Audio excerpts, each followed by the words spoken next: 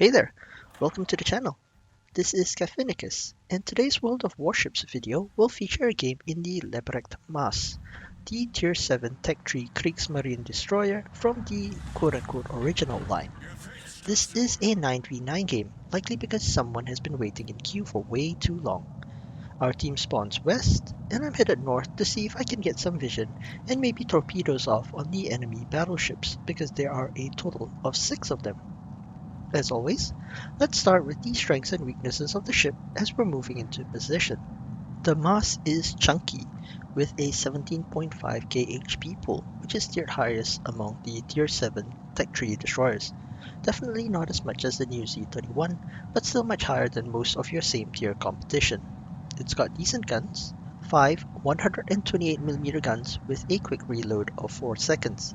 These also have the improved German HE penetration, meaning you can penetrate up to and including 32mm of armor without the need for IFHE. The HE damage is lackluster to compensate for the penetration though, at only 1.5k max damage per shell. The AP shells hit hard, with up to 3000 damage per shell, and theoretically you can citadel some light cruisers in the ship at close range, though I found that hard to do without being splattered in return. Do watch out for the slow turret traverse though. It looks like the Germans ran out of cave trolls as well. The torpedoes are also certainly usable. You have 2 launchers with 4 tubes per launcher and a 90-second reload. These go out to 8.5 kilometers and do up to 14.4k damage per torpedo. They don't hit as hard as the IGN torpedoes, nor do they travel as quickly as the pan-European ones, but they only give your opponents 7.7 seconds to react to the torpedoes once spotted at 1.3 kilometers away, so I found them to be really effective, especially against enemy battleships. The Maass's 37 knot base max speed is also above average at Tier 7, though the turning radius and rudder shift are pretty bad at 640 meters and 4.2 seconds respectively. And finally, because this is the original German destroyer line, it gets access to the hydroacoustic search consumable. But don't get all excited, because at Tier 7, you only have a ship detection range of 4 kilometers, which isn't really great, and we'll see why in a second when we talk about the biggest weakness of the ship, the concealment. The Maass has a minimum surface detection range of 6.8 kilometers with captain skills and camo. This means you're tied for the worst concealment of all Tier 7 destroyers, even worse than the Z31, which is supposed to be a gunboat. This weakness is further exacerbated by the fact that concealment usually gets worse as destroyers go up the tech tree. For example, the T-22 gets 5.7 kilometers detection, the Gaida gets 6.6, Maass 6.8, and the Z-23 gets 6.9 kilometers. This makes sense. Ships get bigger and they get easier to spot. But here's the rub. When you compare the Maass against ships that you will face, this means that the lower tier destroyers will outspot you. And the higher tier destroyers, well, they'll outspot you as well, since tier 8 and up ships have access to the concealment modification. And the same tier ships, well, they'll outspot you as well. Seeing a trend? So even though the German destroyers are supposed to be good at contesting caps with the hydro-smoke combination, in the case of the Maass, you'll be outspotted by about 2.8 kilometers short of your hydro range by many of the opposing destroyers, who will then proceed to have their fins put holes of varying sizes into your ship.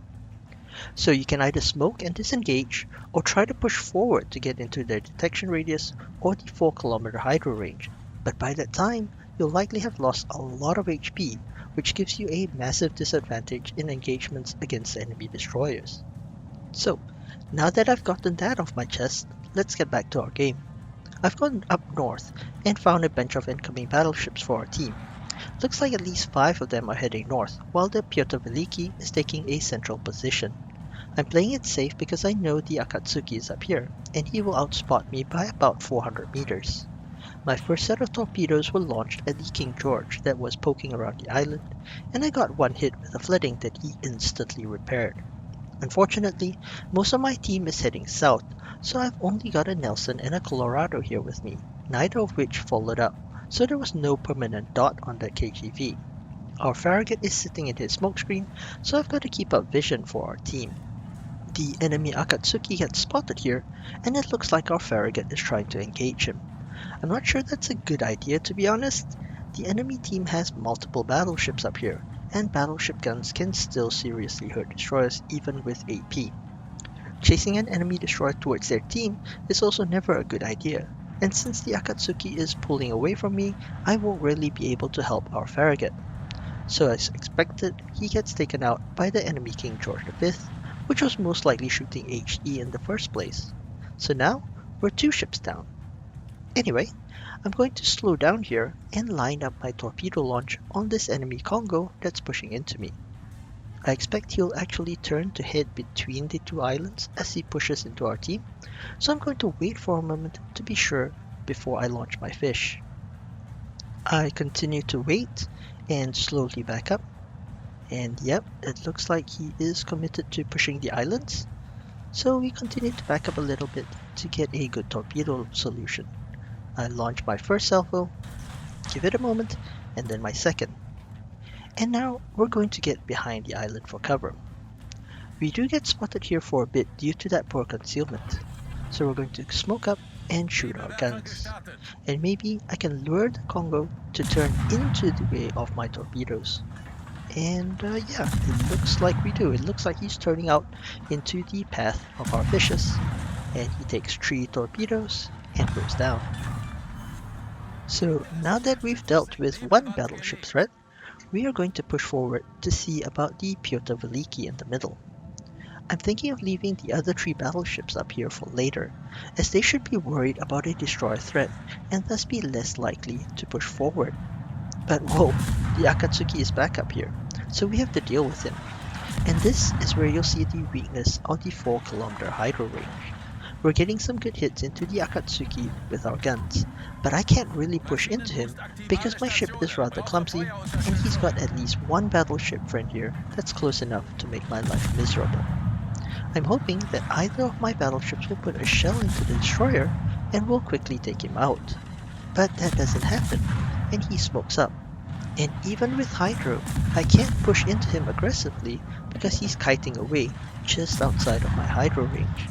And since I'm also lit by the Pyotr, the Akatsuki and any of his friends will be able to free farm me, so I'm forced to disengage.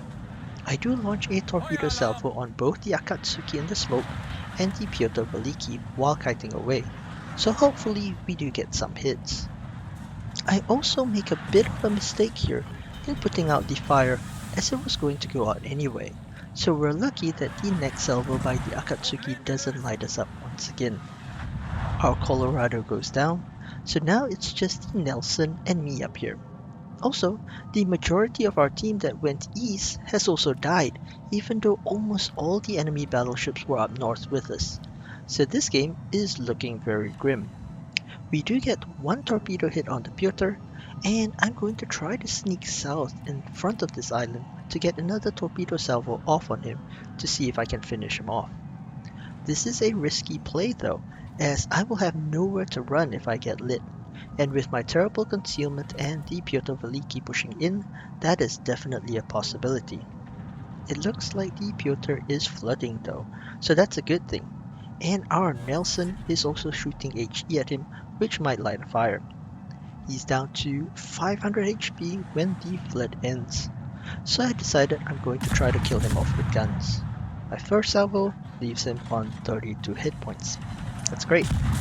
And our next salvo shatters. So it's not really my day, is it?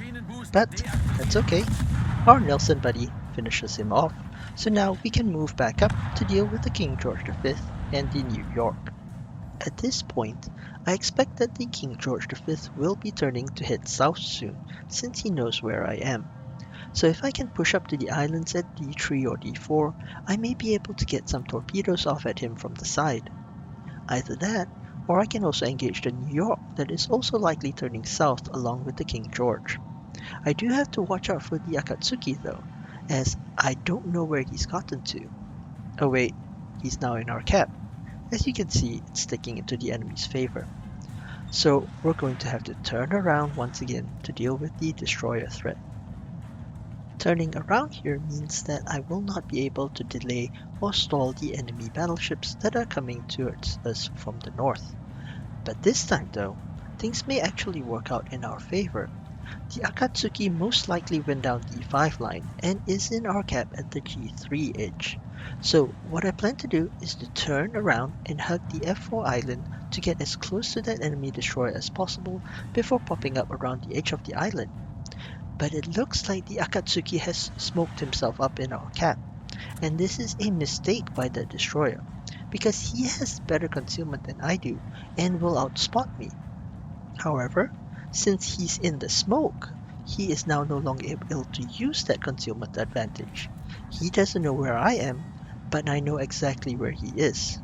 So I can push right into him, and as long as I don't get into our cap, he won't even know that I'm here. I'm also using my reticle to figure out how far away that smoke screen is, so I can plan my hydro usage. You can see that it's a little bit over 4 kilometers away right now. So I'm going to activate my engine boost to get into the cap, and only as I get into the cap do I turn on my hydro, and we spot the Akatsuki sitting still and easily take him out.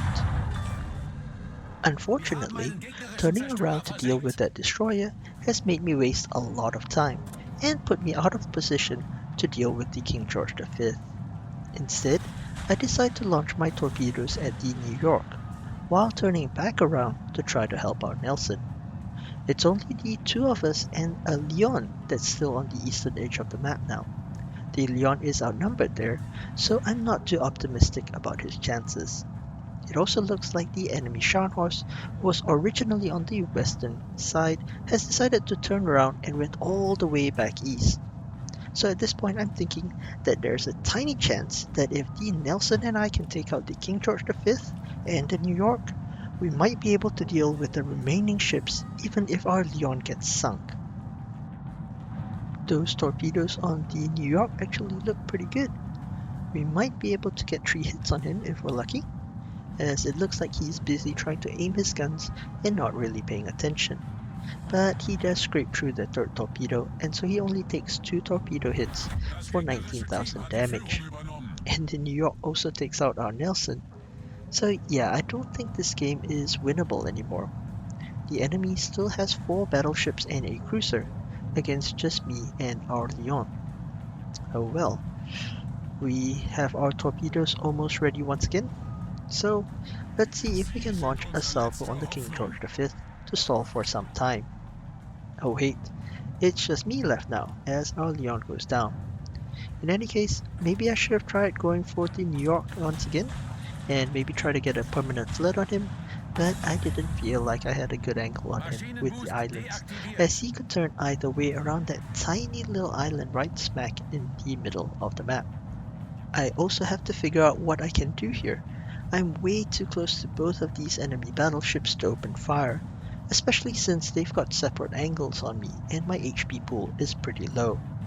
And just like in a cruiser or a battleship, I don't like being pincered in a destroyer, as it makes it much more difficult to dodge shells coming in from multiple angles. So I'm trying to position myself where both of these enemy ships will be in the same general direction, which will also help with my torpedoes, since multiple ships in the same direction are more likely to catch more fishes. We do get 1 torpedo hit on that King George V, but that's really not enough to even stall him. If this was, say, an Akatsuki or a Skan with the quicker torpedo reloads, I might have a better chance of wreaking havoc on these battleships by causing permanent flooding, but in the Maass, that's pretty hard to do. Both the King George V and the New York are heading to our cap, and I'm feeling pretty helpless here. Other than trying to get more damage, I don't think there's any way for me to impact the game. I am getting into a position to launch a salvo broadside at the King George though, so this might be a good thing.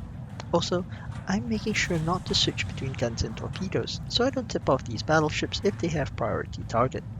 If you're wondering what I mean, the number indicator on priority target tells you how many ships are aiming their main guns at you, and if you're facing a lone destroyer and you see that number go from 1 to 0 back to 1 in a span of a few seconds, it probably means that the destroyer has switched to torpedoes and launched them at you, at which point you want to do a crazy Ivan. I waited to make sure that the King George was sailing straight before launching my torpedoes, but he may have been timing them, as shortly after I launched he slowed down and turned, which means that these fish will likely miss. There you go, battleship players. That's how you torpedo beat. Just use your WASD key every 30 seconds or so. Also, unfortunately, that torpedo salvo gives away my position, and with both the King George and New York in our cap, there's only one thing I can do to squeeze a bit more out of this game, which is to get some defender points. I slow down and fire on the King George just as I get spotted. I should really wait for the battleship to fire before I activate my smokescreen, so it allows his concealment to bloom. But with my low HP, I figured that's a bit too risky. Fortunately, the King George does fire up his guns, so I get a bead on his position and am able to take a few shots at him and reset the cap. He is charging right into me though, maybe thinking he can get to me before I reload my torpedoes, or that he's confident in taking me out with his guns. And to be honest, the King George V does have really good HE, and I am on low HP as well. He also disappears from vision, so I'm going to use the minimap to line up my guns and take a few shots on his expected position. I get lucky, and one of my salvos gets a fire on him. I also turn on my hydro, and we spot him at 4 kilometers. So yes, you can use the hydro for ships pushing into you, but remember, the Maass's smoke firing detection range is 2.9 kilometers, so you only have about 1.1 kilometers to fire before getting lit. I kept firing until he was almost in my smoke firing range, and then YOLO rushed into this behemoth. I launch one set of torpedoes and hold the other in case he turns. He gets his rear turrets on me and chunks me down. I launch the other set. We get 3 torpedo hits, but not enough, and my ship is turned to slag. Maybe I should have launched everything at the get-go, but oh well. So, let's take a look at the post-game results. We did 153,000 damage in this game for a high caliber achievement, and that's really nice damage for a tier 7 destroyer in a 9v9 game. Unfortunately, it just wasn't enough. Our base XP was 1282, which was second overall in the entire game. Well played to that enemy King George V, it looks like he definitely carried his team. We connected with 11 torpedoes for 105,000 damage. Our 81 HE shell hits netted us about 25k damage, and another 22,000 coming from fires and flooding. We didn't really showcase the AP shells in this game, as we were mostly firing at angled battleships, but they can certainly do damage against lighter targets or broadsides.